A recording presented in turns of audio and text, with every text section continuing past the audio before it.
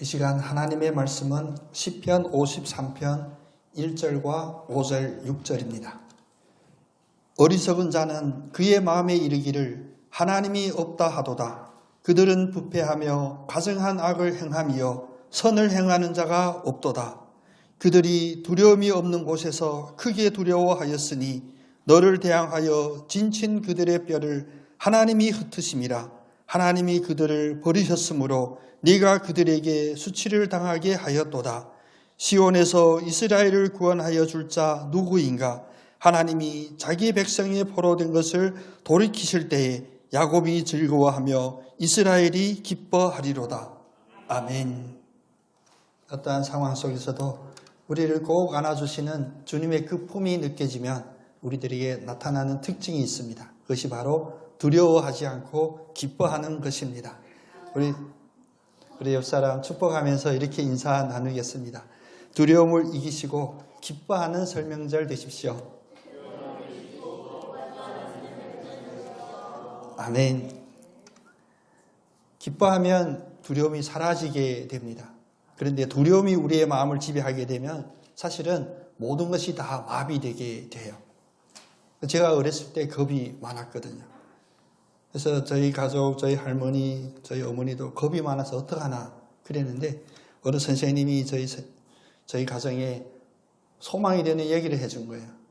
1학년 때. 겁이 많은 애들이 머리 좋은 애들이래. 다들 겁 없으신 분들 같아요.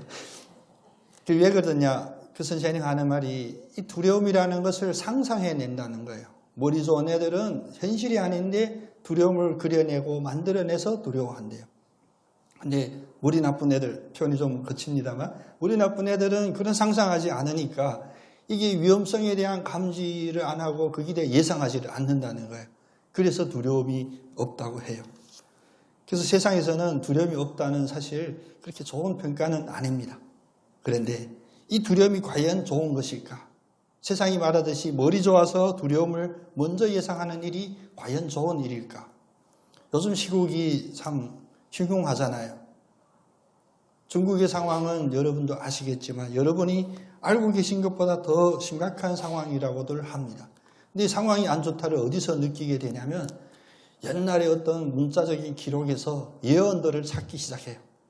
그래서 800년 전에 어느 사람이 한 예언을 찾아내서 2025년에 중국에 뭐 어떤 흉악한 일이 생기고 어디 화산이 폭발하고 동쪽 어느 나라 전쟁이 나고 뭐 이런 것들을 끄집어내요.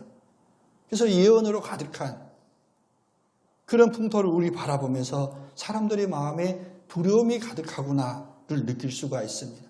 그 예언 중에 특별히 예언이라고 하면 여러분이 생각하는 예언은 긍정적인 예언이 없습니다. 다 언제 어떤 나쁜 일이 생길 거라. 굳이 그런 일을 끄집어내서 우리에게 어떤 도움이 될까? 전혀 도움이 되지 않거든요. 참 예언은 무엇이냐? 바로 성경이 우리들에게 선포하듯이 풍랑 가운데 있을지라도 주님이 함께 하시면 두려워하지 말라. 놀라지 말라. 내가 해결할 것이다. 이것이야말로 참 예언입니다. 여러분의 마음에 이런 예언들로 가득하기를 원합니다. 두려움이 사로잡히니 우리 것이 마비되는 것이 하나가 뭐였냐면 점점 그 두려움 속에 우리 붙잡히게 돼요. 정상적인 활동이 일어나기가 어렵습니다. 그래서 현대사회에서는 이 두려움을 사실 병명으로도 있어요. 공황장애라고 하죠. 두려움이 가득해지면 점점 사회관계 속에서 즐거움을 느끼지 못하고 어떠한 공간에 있을 때 외로움을 다른 사람보다 특별히 타며 그 외로움 속에서 무엇을 의지하냐? 오히려 의지할 바 없는 허상을 확인하면서 더 두려움에 빠지는 이런 악성순환에 빠지게 됩니다. 그러나 그리스도인들은 두려워할 필요가 전혀 없습니다. 이 자리에 앉아 계신 여러분의 마음에 두려움을 가질 아무런 필요도 없습니다. 왜냐하면 주님은 자기의 자녀들을 지켜주시기 때문입니다. 옆 사람께 화이팅 한번 할 수 있도록 축복 한번 하겠습니다. 두려워하지 마십시오. 하나님이 함께 하십니다. 외로워도 하지 마십시오. 하나님이 함께 하십니다. 이사야서 43장 1절 2절 말씀 우리가 늘 기억하죠. 하나님께서 우리에게 말씀하시기를 내가 너희를 지은 그 하나님이다. 그러므로 너희는 내가 택하고 내가 지명하여 내 것이라 말했다. 하나님은 그냥 소유만 필요한 것이 아닙니다. 왜 내 것으로 만들었느냐? 왜? 두려워하지 말고 구속하기 위한 그 일을 하기 위함이다. 더 구체적으로 너희들이 불 속을 지나갈지라도 타지 않을 것이요 물속을 지나갈지라도 빠지지 않을 것이다. 우리의 삶의 구체적인 상황까지 우리들에게 예를 들면서 이 약속을 이야기합니다. 두려워하지 말라. 두려워하지 말라. 사도 바울도 그 담대함을 선포하죠. 디모데후서 1장 12절에 보면 내가 고난을 받되 부끄러워하지 아니함은 내가 믿는 자를 내가 알고 또한 내가 의탁한 것을 그날까지 그가 능히 지키심을 내가 확신하노라. 우리가 주여라고 부르는 것은 그것은 탄식하는 그런 탄식사가 아닙니다. 우리가 주여라고 부를 때 그 주님이 우리와 함께 하시며 그 주님이 우리를 끝까지 지켜주시고 또 그 주님은 우리를 지키실 능력이 있음을 우리가 확인할 때 자동으로 튀어나오는 믿음의 고백이어야 합니다. 여러분 힘들 때 특별히 앉았다 일어날 때 주여 하며 일어나는 그 모습은 우리에게 힘주시는 주님을 온전히 의지하는 신앙의 고백이 되기를 원합니다. 지난 여수에 우리 목회자들이 수련 연수로 갔는데 또 뭐 했다 하면 단체 사진 찍잖아요. 근데 머릿수가 많으니까 서서 찍었으면 좋겠는데 또 앞줄은 또 쪼그리고 앉았어요. 사진 찍을 때가 제일 괜찮아요. 사진 다 찍고 나니까 여기저기서 저야 다들 일어나는데 힘들어요. 무릎에서 뚜두둑 소리가 납니다. 결국 내가 힘듦을 토로하는 것 주님이 들으시고 우리의 이 힘듦을 아시는 주님께서 우리와 함께함을 우리가 믿었을 때 이 확신이 있을 때 우리는 두려움을 잊어버리게 되고 특히 우리에게 주님을 부를 수 있는 하나님의 자녀된 그 권세를 허락해 주셨으니 그 주님의 권세를 허락받은 우리는 마음껏 누리는 그래서 행복하고 즐겁고 두려움이 없는 우리를 살아야 됩니다. 근데 현실은 어떻습니까? 다시 돌아와 보니까 오늘 시편 53편 5절의 말씀처럼 그들은 두려움이 없는 곳에서 크게 두려워하더라. 두려움이 없으면 두려워하지 말아야 되는데 두려움 없는 곳에서 두려워하는 그런 세상을 우리가 바라보고 있습니다. 그러면 그리스도인들이 예수를 그리스도로 믿는 우리들이 이 세상 속에서 어떻게 세상 사람과 구별되게 두려움 없는 삶을 살 것인가? 오늘 말씀을 통하여 그 은혜를 받기를 간절히 소원합니다. 먼저 우리 함께 고백해 보겠습니다. 두려움 없는 곳에서 두렵다고 하는 세상. 좀 길어졌죠. 이 세상이 어떤 세상이냐? 두려움이 없는 곳에서 두렵다고 하는 그런 세상입니다.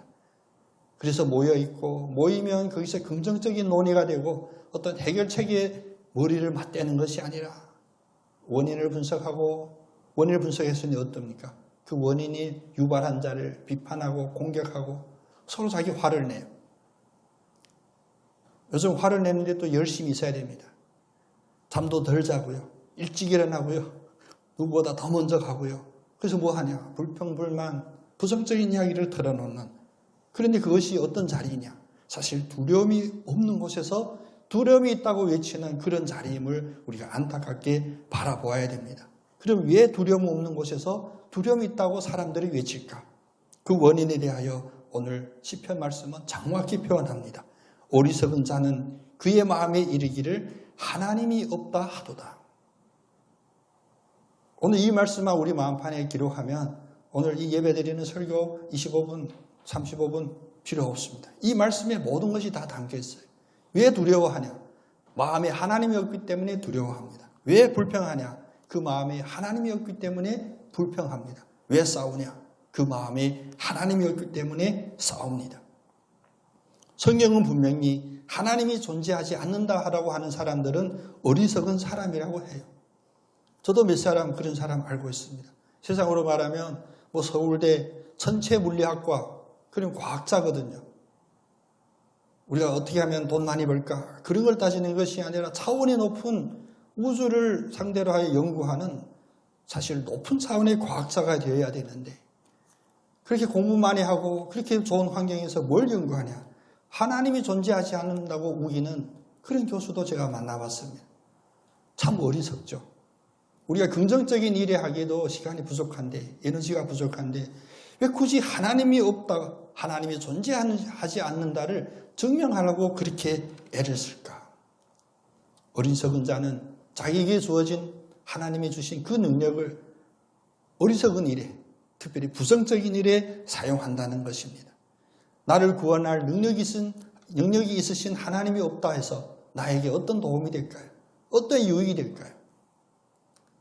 로마서 1장 20절은 창세부터 그의 보이지 아니하는 것들을 곧 그의 영원하신 능력과 신성이 그가 만드신 만물 속에 분명히 보여 알려졌으나 그러므로 그들이 핑계하지 못할 것이라 해요. 1월 1일 되면 해돋이 보러 사람들이 갑니다. 해돋이 잘 보려면 바닷가로 가야 되죠. 그 떠오르는 그 태양이, 붉은 태양이 그 자리에 모인 어느 사람의 간절한 소원 때문에 떠오르는 태양일까요? 아닙니다. 하나님이 떠오르게 하셔서 떠오르는 태양입니다. 그런 만물 속에 살아계신 하나님의 그 능력, 신성을 우리들에게 분명히 보여주지만 눈으로 보며 머리로 부정합니다. 아니야. 하나님은 안 계셔. 하나님은 우리의 이 상황 속에 전혀 상관이 없는 그런 허구야. 우리의 모든 에너지와 우리의 제한되어 있는 우리의 이 생명을 이런 어리석은 일에 쓰지 않는 우리 모두 되기를 원합니다. 우리는 하나님을 알 수 있는 기회가 늘 우리 앞에 펼쳐졌지만 그것을 억지로 가리고 외면하고 그 대신 마음속에 무엇이냐? 하나님이 없다고 드러내면 결국 우리 마음속에 두려움이라고 하는 이 뿌리는 절대 뽑히지 않습니다. 하나님이 없다고 주장하는 사람, 어리석은 사람입니다. 또 하나의 특징은 무엇이냐? 자기 머릿속에 허상인 하나님을 만드는 사람도 있습니다. 하나님이 없다 하는 사람과 똑같이 어리석은 사람들입니다. 분명히 우리에게 보이는 그 하나님이 아니라 자기의 삶 속에 경험했던 어떤 경험으로 허상의 하나님을 만드는데 그것을 우리가 신이라고 하고 우상이라고도 하죠. 타락한 인간의 본성 중에 하나가 그겁니다. 자기의 마음에 흡족한, 자기가 봤을 때 참 그럴듯한 그런 신을 만든다는 것입니다. 모세가 시내산 위에서 하나님과 만납니다. 산 밑에 있는 이스라엘 백성들이 그 사실을 다 알고 있어요. 하나님을 만나러 올라간 그 모세를 기다리다가 그들의 마음에 무엇이 생겼냐? 자기의 생각대로 하면 이때쯤 되면 모세가 내려와야 되거든요. 하나님이 아무리 말씀이 많으신 우리 목사님보다 말 더 많은 하나님이라 할지라도 이쯤 하면 말씀이 끝나야 되는데 모세가 안 내려와. 그래서 그들이 뭐라 합니까? 모세 형이 아론에게 막 닥달해요. 안 돼. 우리가 그냥 이렇게 손 놓고 있을 수 없어. 그럼 뭐 해야 됩니까? 손 놓고 있지 않고 뭘 해야 되냐? 우리는 정답을 알죠. 잠잠히 하나님을 바라보라. 우리가 주님 품 안에 안겨져 있으니까. 근데 그런 것도 안 하고 또 기도하라. 기도도 안 합니다. 뭘 만드냐? 자기들이 금고리들을 다 걷어서 우상을 만듭니다. 애국에서 맨날 본 게 그거거든요. 그래 금송아지를 만들고. 이 사실은 무엇이냐?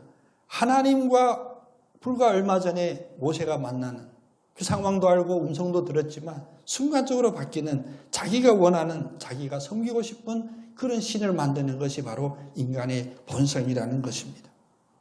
여러분의 마음속에 혹시라도 하나님보다 더 의지하는 무언가가 있다면 그것이 남편이든 아내든 자녀이든 아니면 교회이든 목사이든 언제 나에게 안수했던 목사이든 부흥사이든 하나님보다 그것이 먼저 떠오르면 우리는 각성해야 합니다.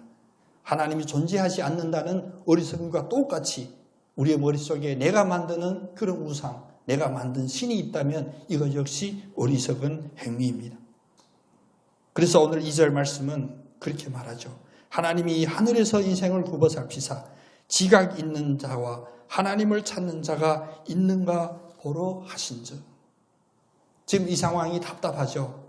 외롭죠. 화가 나죠. 뭔가 깨부시고 싶죠. 하나님이 지금 보고 계십니다. 이 상황 속에서 무엇을 보고 계시냐? 너희들을 어떻게 해결하는지 우리의 능력을 보시고자 하는 것이 아니라 이 상황 속에서 지각이 있는 자, 다시 말하면 무엇이 참이고 무엇이 거짓인지를 분별할 수 있는 자와 그 속에서 하나님을 찾는 자가 있는지 보려고 한다는 거예요. 우리가 어디 뛰쳐나가지 않아도 괜찮습니다. 왜? 여러분이 골방에 홀로 앉아 계실지라도 괜찮아요. 그 자리에서 하나님을 찾는다면, 하나님을 간절히 찾는다면 그 자리가 바로 예배 자리고 기도의 자리고 하나님이 함께 하시는 그 자리, 그래서 두려움이 없는 그 자리가 될 줄로 믿습니다.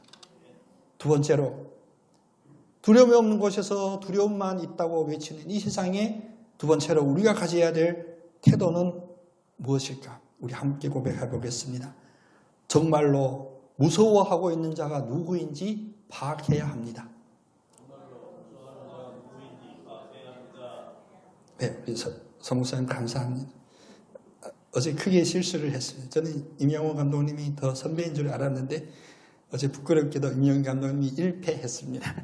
우리 서영선 목사님이 더 선배인데 그렇게 안 보이는 거 참, 임 감독님은 서운해서 그런지 뭐 택시 타고 먼저 가셨어요. 제가 모셔다 드린다고 했는데. 세상이 기준 가지고 있는 모든 기준은 인간이 만든 게 분명합니다. 그래서 합리적으로 만들려 하고 그것을 우리가 뭐 법칙으로도 만들고 상식이라도 우기고 원칙이라도 합니다. 그런데 그것이 확실한 게 아닙니다. 우리의 눈과 우리의 경험을 의지한 판단은 어리석을 때가 많이 있습니다. 우리가 그냥 겉모습만 보고 누가 더 선배일 것 같다. 누가 더 후배일 것 같다. 어리석은 판단입니다. 이 어리석은 판단 때문에 우리들의 마음속에 이 두려움이 있게 되고 실상으로 존재하지 않는 것을 우리가 먼저 땡겨다가 염려하고 걱정하고 두려워하는 것이죠. 그래서 오늘 5절 말씀은 분명히 이런 세상에 두려워 있는 자들의 그 실태를 낱낱이 해쳐서 그 실체를 들어 보여주십니다. 그들이 두려움이 없는 곳에서 크게 두려워하였으니 그러므로 너를 대항하여 진친 그들의 뼈를 하나님이 흩으심이라. 다윗이 골리앗과 싸우던 그 상황을 우리가 연상하게 됩니다. 앞에 있는 상황을 보면 그 경험도 필요 없어요. 그냥 눈으로 봐도 엄청난 위기구나. 그런데 그곳에서 누가 봐도 두려움이 있을 만한 그곳에서 하나님을 어떻게 하셨습니까? 가장 만만하고 가장 어찌 보면 두려움이 없는 다윗을 통하여 그들의 마음속에 있는 두려움을 이겨주셨습니다. 우리의 마음속에 하나님이 없다고 하는 자들이 반드시 패함을 확증해주는 그런 다윗의 승리의 자리였습니다. 여러분 앞에 지금 위기가 있으신가요? 어떻게 해도 내가 이길 수 없이 그렇게 크게 보이시나요? 그런데 핵심만 잡으면 됩니다. 나를 대항하고 나를 어렵게 하는 그 상대에게 하나님이 없다면 그들은 분명히 패합니다. 그 대신 내 마음에 하나님이 있다면 나는 반드시 이길 것입니다. 왜? 하나님이 함께 하심으로 하나님이 직접 그들을 흩으시고 그들을 통하여 하나님의 살아계심을 나에게 보여주시기 때문입니다. 그래서 현실적으로는 가장 두려워하고 떨어야 할 자는 누구냐? 하나님이 아닌 사탄의 그 진영이 가장 두려워해야 하거든요. 여러분이 서신 그 자리, 담대한 자리, 두려움 없는 큰 자리에 온전히 담대함으로 서시기를 원합니다. 마귀 사탄이 우리를 공격할 때 절대로 우리가 상상하듯이 미사일을 쏘고 선전포고하고 다가오지 않아요. 싸우고자 덤비지 않습니다. 어떻게 하냐? 미혹하고 그럴싸한 말로 우리의 마음에 쏙쏙 드는 그런 이야기로 다가오며 결론은 무엇이냐? 반드시 부정적이거든. 두려운 마음을 주고 두려워하는 마음을 확정하려고 판단하게 하고 험담하게 하고 누군가를 비판해야만 마음이 시원해지고 이런 곳에서 사탄의 힘이 드러난다면 하나님을 마음에 모신 우리들에게 담대한 그 목소리를 들으시기를 원합니다. 우리가 두려워하지 않아야 될 그 근거는 무엇이냐? 하나님이 우리와 함께 한다는 이 믿음이 우리를 두렵게 하지 않는 걸 믿으시기 바랍니다. 그래서 결국 두려워 떨고 있는 의자는 뭐냐? 하나님이 그 마음에 없는 자들, 하나님이 계시지 않고 어둠의 마귀 사탄이 통제하고 있는 그 자리에서 두려움이 있다는 이 사실을 당연히 알기를 원합니다. 그래서 다윗은 골리앗을 맞이할 때 두려움에 꽉 잡혀있는 이스라엘 그 진영 앞에서 무엇을 보여줍니까? 사실 마귀 사탄은 골리앗을 통하여 골리앗의 입술로 통하여 지금 자기의 말을 하죠. 이 골리앗의 선포가 아닙니다. 마귀 사탄이 그 입을 통하여 합니다. 너희들이 뭔데? 얼마나 우리 말로 아이들 말로 하면 쫄렸으면 얼마나 나올 사람 없으면 저 목동 저 아기마저 내보내냐. 투구를 쓸 힘도 없고 갑옷을 입을 힘도 없고 창을 들 힘도 없는 저 아기를 빈손으로 내보내냐. 그 조롱할 때 다윗은 선포합니다. 그것은 무엇이냐? 하나님이 다윗을 통하여 선포하시는 하나님의 말이십니다. 사무엘상 17장 45절에 너는 칼과 창과 단창으로 내게 나오거니와 나는 만군의 여호와의 이름 곧 네가 모욕하는 이스라엘 군대의 하나님의 이름으로 내게 나가노라. 여러분 이제 하나님의 이름으로 나가시는 담대한 우리 모두 되기를 원합니다. 하나님의 이름으로 나간다면 다윗처럼 그 손에 창도 없고 단검도 없고 그 머리에 투구가 없고 그 몸에 갑옷이 없을지라도 하나님이 직접 상대의 마귀사탄의 진영에 뼈를 흩으심으로 우리를 이기게 하실 것입니다. 마지막으로 두려움을 이기는 확정적인 방법을 주님 말씀하십니다. 우리 한번 같이 고백해 보겠습니다. 하나님은 정말로 살아계십니다. 아멘. 이 모든 상황은 두려움이 있다가도 없고 이 상황은 어떤 상황이냐. 우리를 괴롭히거나 우리가 좋게 얘기하면 항상 훈련시키는 하나님은 우리를 항상 훈련만 시키는 것이 아닙니다. 훈련은 작은 과정이고 큰 열매는 무엇이냐. 우리의 마음에 이 믿음의 확신을 가지게 하는 겁니다. 하나님은 정말로 살아계시고 오래된 이제 교리적인 선포인데 하나님은 편재하시고 하나님은 어디 곳에나 다 있다 그런 얘기고 하나님은 항상 언제나 있으시고 영원히 있으시고 이 믿음의 고백이 우리의 뼈가 되고 살이 되기를 원합니다. 모두가 두려움에 빠져 있을 때 믿음이 충만한 다윗이 전쟁에서 선포하죠. 오늘 여호와께서 골리앗을 내 손에 넘기시리니 내가 그를 쳐서 목을 베고 블레셋 군대의 시체를 오늘 공중의 새와 땅의 들짐승에게 주어 온 땅으로 이스라엘의 하나님이 계신 줄을 알게 하겠다. 이 앞에 있는 모든 과정은 무엇이냐? 결론은 하나거든요. 하나님이 지금 살아계신 것을 알게 하는 일. 우리는 그것을 다른 말로 하나님의 영광을 위하여라고 하죠. 하나님의 영광은 다른 것이 아닙니다. 하나님은 살아계시고 어디에 살아계시냐? 저 이스라엘만 살아계신 게 아니고 이스라엘 국기 흔드는 곳에 살아계신 것이 아니고 바로 두려울 수밖에 없는 상황에 처해 있을지라도 여러분의 마음속에 하나님이 살아계십니다. 하나님이 살아계심을 믿는 그 순간이 바로 우리에게는 승리의 그 순간이고 여러분 이런 영적인 우리의 믿음의 승리의 경험들을 많이 쌓으시기를 원합니다. 특별히 설 기간 동안 이번 설 기간은 좀 길죠. 연휴가 길어져가지고 길수록 사실 우리들에게는 행복한 시간이 아니라 사실 위험한 시간일 수도 있습니다. 안타까운 사연일 수도 있겠지만 제 아내는 며느리로서 시어머니와 함께한 시간들이 그렇게 많지를 않았어요. 근데 우리 누나들은 집에 와서 투덜투덜 하더라고요. 왜?